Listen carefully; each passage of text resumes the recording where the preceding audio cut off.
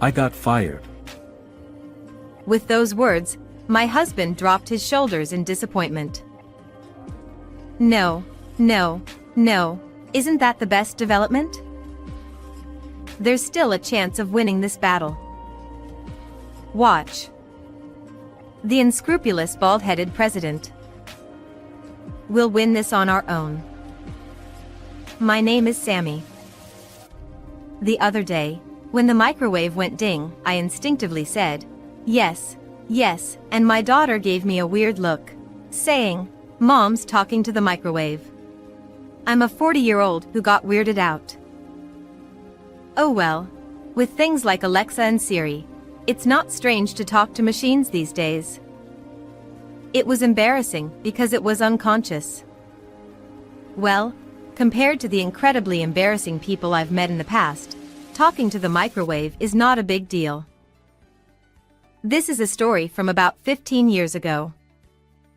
I was working at a certain company. The company itself was small, but elite. However, it was a company that excelled in specialized tasks, such as creating programs to protect computer security. It had earned trust from major corporations, and its performance was decent. At that time, the internet was not as widespread as it is today, and there was still considerable room for development in areas like security.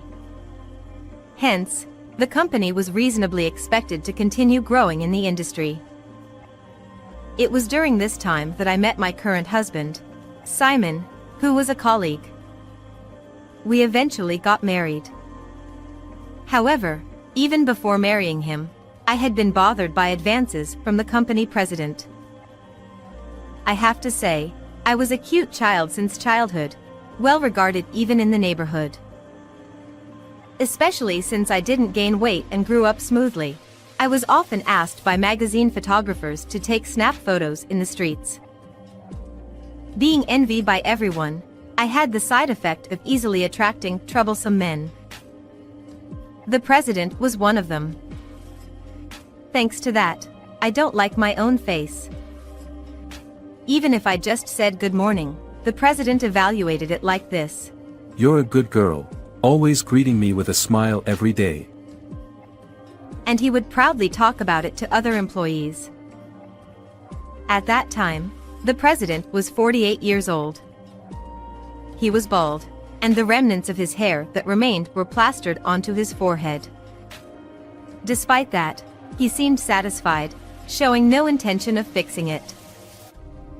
He wasn't particularly pleasant, and he was arrogant towards disliked employees while being kind to those who brought benefits to the company or pretty girls. He had a somewhat autocratic nature, creating differences among employees, for better or worse. I couldn't help but feel a physiological discomfort from the president's actions. However, he was my superior. I had to get along with him somehow. But how do you deal with a man who mistakenly thinks you're relying on him just because you went to report work? The answer was unclear. So, I managed to avoid the president's favor in a relaxed manner, but when I announced my marriage to my husband, the president started persistently inviting me to meals. Although our workplace romance was kept secret, people who knew about my relationship with my husband knew. However, the fact that the president increased his attempts at this timing showed that he hadn't realized anything about my relationship with my husband. Until then, it was just things like feeling his gaze or hearing that he liked me from other employees. So, I had intended to handle it with grace, but it became troublesome when it escalated. How about going to a private Italian restaurant? We can spend time without reservation, just the two of us. I said I would treat you last time, but you refused, saying you didn't have any money. I bought wine from your birth year this time. Let's drink it at my place. It won't cost you anything. Didn't you say you didn't like alcohol? I found a bar where they specialize in sweet cocktails. Let's go together. We can reserve a private room, and there's a spacious space in the back. Hey, when are you going to go out with me alone? Even after repeatedly refusing all these invitations, the president didn't give up. He believed that I was aware of his feelings and was intentionally teasing him, calling me a little devil.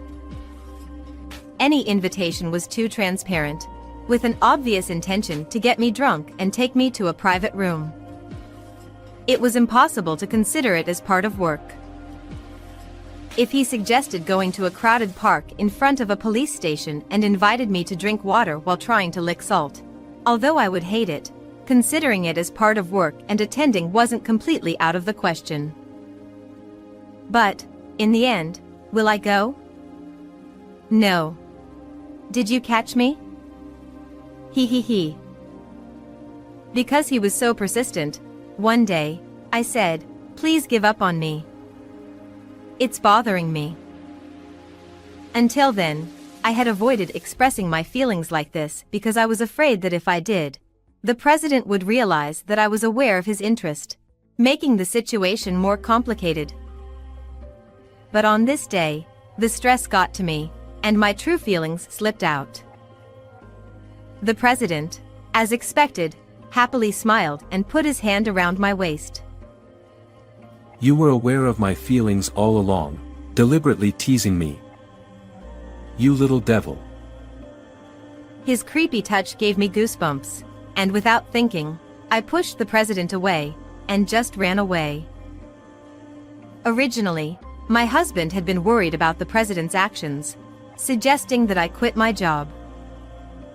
However, I stubbornly stayed in this company because I wanted to see my husband working up close. My husband was the top technician in the company, and he is currently developing a new system that is expected to double our performance when completed. I wanted to continue watching my husband, who always worked so hard.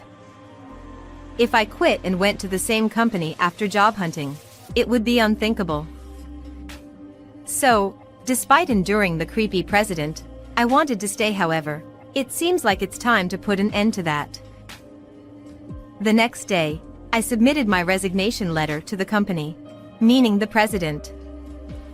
Since last night, I had already discussed everything with my husband, and he strongly advised me to resign. So, with a determined mindset, I confronted the president. However, the president did not accept it. He tried to retain me by offering various favorable conditions, such as raising my salary or giving me a higher position. If only he had said, "I'll resign, so you can stay here," I would have happily remained in this company. What's causing you so much dissatisfaction? If you want, I can even promote you to be the president's wife. Saying that, the president smirked. I couldn't fathom why that made me uncomfortable. I've told you many times, I'm already married. I'm fed up with being invited to meals or having your hands on my waist. Without thinking, I expressed my true feelings to the president, who responded with, I see, it's his fault, huh? What? Your true love is me, right? I understand that we never shared our feelings before, and you felt inferior in my position as the president. You got married, pulling away because of that. No. That's not true at all. No need to be embarrassed. I understand everything. I thought he was a pitiful scapegoat for you, and I've endured being kind to you despite being jealous just because you're his wife. But if that's the case, he's unnecessary. Why is the conversation heading in this direction? I never saw you in that way from the beginning. All right. I fully understand your feelings. Well, in that case, I'll accept your resignation. The future president's wife doesn't need to do the work of an ordinary employee. I'll let you enjoy a more comfortable life. Saying that, the president pocketed my resignation letter and disappeared from the president's office. It's hopeless. The communication is unbelievably ineffective. What does he mean by blaming my husband? How did that bald guy interpret things? Oh, wait a minute. Isn't this surprisingly lucky for both me and my husband? Just got married, and now I'm unemployed. My husband smiled troubledly and said, "What's wrong?" To that, I replied with a smile, "Well then, congratulations. Huh. That system you were developing, it was meant to extract suitable customers for the company, right? Yeah, but If you're not there, the data won't be updated. There's no point in looking at old customers that haven't been updated for a long time. the foundation is already there, and someone else can understand and execute the update in less than half a year, right? Yeah, that's not it. Hey, how about using that half a year effectively and starting your own business?" Huh. To my proposal, my husband looked surprised but ultimately burst into laughter while saying, "You're quite cunning." That's good. I can work with my husband again. My husband's actions from that point were swift. 30 days after being fired as the president declared, we used our savings to start a business. During this time, my husband had been talking to the outstanding employees of the previous company. If you want, how about joining our company? Well, it was more like headhunting. The bald president, who couldn't even use a computer, was often unaware of the struggles on the front lines and would often impose impossible tasks. Thus, other employees said, "If there's any company where you, who can do the job better than anyone, will understand the side of the workers, it's yours." As a result, almost all employees decided to switch to my husband's company, leaving only the upper management, whom the president favored. If I had stayed in that company, I might have been among them.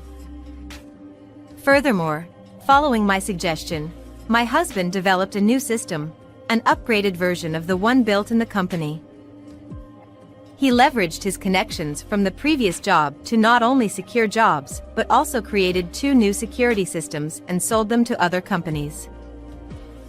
Originally, in a field with few competitors, people tended to flock to companies that produced better products. The number of companies requesting work increased rapidly, and within 4 years of starting the business, my husband's company became the industry leader. With the company's performance on the rise, the employees were feeling elated. Until one day, that president suddenly visited our company. Unable to ignore him, my husband reluctantly guided the president to his workspace, doubling as the president's office. Worried, I also accompanied them. What can I do for you? As my husband asked, the president immediately bowed with tears and apologized. I've been watching your actions for the past few years. I now realize that Sammy really hated me. I genuinely regret it. He explained that the previous company was in financial trouble, short of staff, forcing excessive overtime on employees, and unable to pay overtime wages. If asked whether I wanted an apology, it didn't matter at this point. After all, my husband is clearly earning more now than when he was at the previous company, and he has increased the salaries of the employees. No matter what the president said, we're happy now, so it's fine. I had no interest in the president's apology, and it was just a waste of time. If that's all you came for, could you leave? We're busy too.